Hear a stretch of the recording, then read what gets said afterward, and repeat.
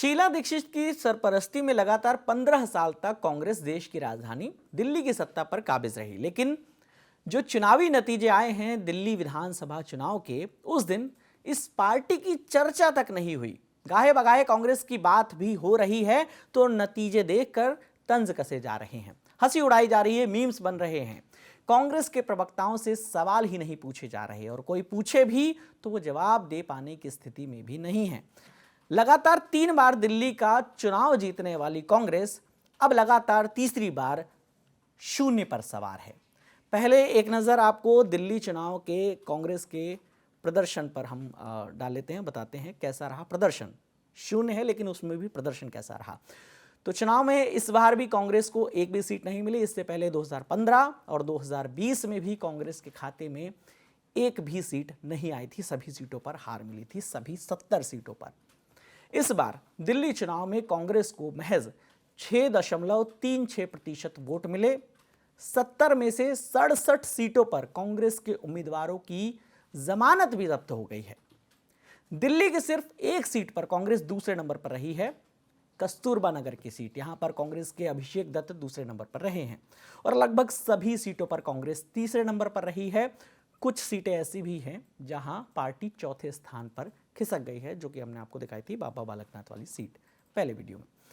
यानी इस बार भी कांग्रेस दिल्ली का चुनाव लड़ रही है, लेकिन मतदाताओं को इस बात का जैसे पता ही नहीं चला। चुनाव प्रचार में राहुल गांधी, प्रियंका गांधी से लेकर पार्टी के अध्यक्ष मल्लिकार्जुन खड़गे भी मैदान में उतरे, लेकिन वोटरों को अपनी तरफ वो खींच नहीं पाए। देश की सबसे पुरानी पार्टी का दिल्ली में ठीक ठाक संगठन होने के बाद भी एक सीट तक नहीं जीत पाई वो पार्टी। तो सवाल है कि इतनी बुरी हार में कांग्रेस को आखिर हासिल क्या हुआ? सब सीटें हारने वाली कांग्रेस को आखिर दिल्ली में क्या मिला? खुश होने के लिए कांग्रेस अपने वोट प्रतिशत की बढ़ोतरी देख सकती है। पिछले चुनाव में पार्टी को 4% वोट मिले थे, जो कि इस बार बढ़कर हो गए 6.36%, यानी 2% से ज्यादा वोट शेयर उनका बढ़ गया है। दूसरी तरफ बीजेपी को 45.5% के आसपास वोट मिले और आम आदमी पार्टी को 43.5% वोट मिले। अब कांग्रेस को अपने वोट परसेंटेज पर खुश होना है या गम मनाना है, ये तो उनके नेता ही तय कर सकते हैं। 2013 में कांग्रेस को हराकर आम आदमी पार्टी ने दिल्ली की सत्ता हासिल की थी, लेकिन अब मौजूदा वक्त में आम आदमी पार्टी दिल्ली का चुनाव हार चुकी है। वैसे तो ये जो चुनाव हुआ वो बीजेपी ने जीता है, लेकिन केजरीवाल की पार्टी की हार के पीछे कांग्रेस का भी एक अहम योगदान माना जा रहा है। दिल्ली की 12 सीटें, 13 सीटें कहें, वो ऐसी हैं जहां आम आदमी पार्टी की हार के अंतर के बराबर या उससे ज़्यादा वोट कांग्रेस को मिले हैं। इनमें नई दिल्ली, छतरपुर, जंगपुरा, बादली, त्रिलोकपुरी, ग्रेटर कैलाश, नांगलोई, तिमारपुर, मालवीय नगर, राजेंद्र नगर, संगम विहार और दिल्ली कैंट, ये 12 सीटें हैं। और एक 13वीं सीट वो है कि जहां पर कांग्रेस चौथे नंबर पर रही और एक इंडिपेंडेंट कैंडिडेट वो तीसरे नंबर पर रहे। इस पर हमने अलग से वीडियो भी किया है, तो उसका लिंक भी आपको डिस्क्रिप्शन में मिल जाएगा। तो ये वो सीटें थी जहां बीजेपी ने जीत दर्ज की और जीत का अंतर कांग्रेस के वोटों के बराबर या उससे कम रहा। आम आदमी पार्टी यहां पर दूसरे नंबर पर रही और जितने वोटों से उनके प्रत्याशी हारे, उतने या तो उतने वोट या उससे ज्यादा वोट कांग्रेस के कैंडिडेट को मिले हैं। कांग्रेस के लिए ये उपलब्धि है या पतन, इसका जवाब भी कांग्रेस के कार्यकर्ता ही जान सकते हैं, बता सकते हैं।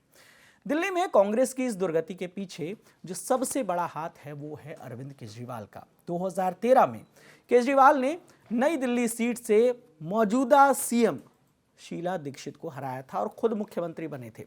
इस चुनाव में, जो मौजूदा चुनाव 2025 का हुआ, उसमें शीला दीक्षित के बेटे और कांग्रेस के उम्मीदवार संदीप दीक्षित नई दिल्ली सीट से उम्मीदवार थे।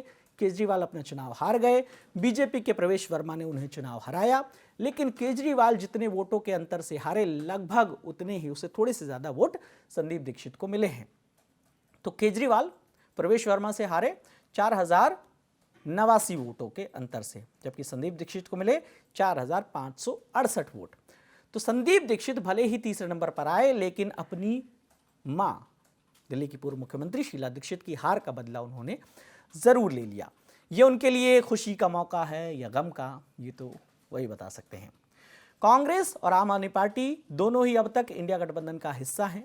लोकसभा चुनाव में दिल्ली, हरियाणा और गुजरात में दोनों पार्टियों ने साथ में चुनाव लड़ा। हालांकि पंजाब में दोनों पार्टियों ने अलग अलग चुनाव लड़ा। हरियाणा में आम आदमी पार्टी ने बड़ी मुश्किल से 1 सीट कांग्रेस से ली, लेकिन गुजरात में कांग्रेस को 2 सीटें आम आदमी पार्टी के लिए छोड़नी पड़ी। बदले में आम आदमी पार्टी को दिल्ली में 3 सीटें कांग्रेस के लिए छोड़नी पड़ी लोकसभा चुनाव में। लेकिन पंजाब में आम आदमी पार्टी अपनी सीटें छोड़ने को तैयार नहीं हुई और वहां गठबंधन पर बात नहीं बनी। महज 12 साल पुरानी पार्टी जो अब एक राष्ट्रीय स्तर की पार्टी का दर्जा हासिल कर चुकी है, उसने कांग्रेस से सीटों के लिए वो बार्गेनिंग करती है अब, क्योंकि दिल्ली को उसने अपना गढ़ बना लिया था और पंजाब ऐसा दूसरा राज्य है जहां उसकी सरकार है। लेकिन दिल्ली हारने के बाद केजरीवाल अब उस स्थिति में नहीं है जहां वो कांग्रेस को अपनी शर्तें मानने पर मजबूर कर सके। लेकिन इसका दूसरा पहलू ये है कि कांग्रेस और आम आदमी पार्टी के इस ईगो टसल ने दिल्ली में 27 साल बाद बीजेपी की वापसी करा दी है, बीजेपी को वापस सत्ता में लौटा दिया है। तो 15 साल हो गए कांग्रेस के शासनकाल में, जब शीला दीक्षित दिल्ली की मुख्यमंत्री थी, तो 3 बार का टेन्योर उनका और 3 बार का ही टेन्योर उनका, लेकिन 2 बार पूरा 5-5 साल का और 1 बार 2 साल का।